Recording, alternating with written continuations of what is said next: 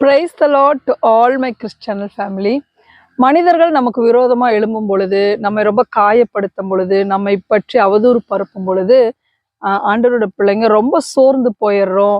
Spiritually நம்ம ரொம்ப affect ஆகுறோம். நம்மளோட ரொட்டீன் லைஃப் நம்மளால லீட் பண்ண முடியல. நான் ஒரு நாள் ஏசப்பா இந்த மாதிரி காரியங்களை நீங்க எப்படி மேற்கொண்டீங்கன்னு நான் திங்க் பண்ணிட்டு இருந்தேன். ஆண்டவர் தன்னோட ஊழியத்தை தொடங்கினதுல இருந்து அதை நிறைவேற்றி முடிக்கிற வரைக்கும் ஒரு குரூப் ஆஃப் பீப்புள் அவரை எதிர்த்துக்கிட்டே தான் இருந்தாங்க. அவரை பற்றி குறை சொல்லிட்டே தான் இருந்தாங்க. அவதூறு பரப்பிட்டே தான் இருந்தாங்க. அவர் எந்த அற்புதம் செஞ்சாலும் அதை ஒரு குரூப் ரொம்ப விரும்பி அந்த அந்த அற்புதத்தை ஏற்றுக்கொண்டாங்க. ஒரு குரூப் அதை ரொம்ப எதிர்த்துக்கிட்டே தான் இருந்தாங்க. ஆனா ஏசப்பா என்ன செய்தார் தெரியுங்களா? அவர் என்ன அற்புதம் செய்யணும்னு நினைச்சாரோ அதை செஞ்சு முடிச்சாரு. தன் பிதானுடைய சித்தத்தை என்ன செய்யணும்னு பிதா சொல்லியிருந்தாரோ அதை செய்து முடித்தாரு.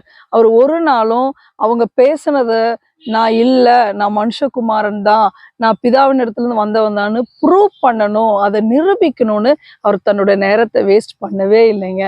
அதனாலதான் அவருடைய பிதாவின் சித்தத்தை அவரால் நிறைவேற்றி முடிக்க முடிந்தது.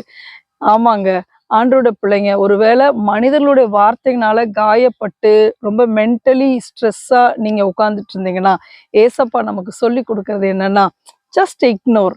அந்த வார்த்தைகளை எல்லாம் இக்னோர் பண்ணிட்டு புறக்கணிச்சுட்டு பிதா நமக்கு என்ன வச்சிருக்காரோ, ஆண்டவர் நமக்கு என்ன திட்டம் வச்சிருக்காரோ அதை நோக்கி நம்ம ஓடணும். ஸோ இனிமேல் இக்னோர் பண்ண நம்ம கத்துக்கணும். அது நம்ம ஸ்பிரிச்சுவல் லைஃப்க்கு ரொம்ப யூஸ்ஃபுல்லா இருக்கும். பின்னானவைகளை மறந்து முன்னானவைகளை நாடி லக்கை நோக்கி ஓட போறோம். தேங்க்யூ. God bless you.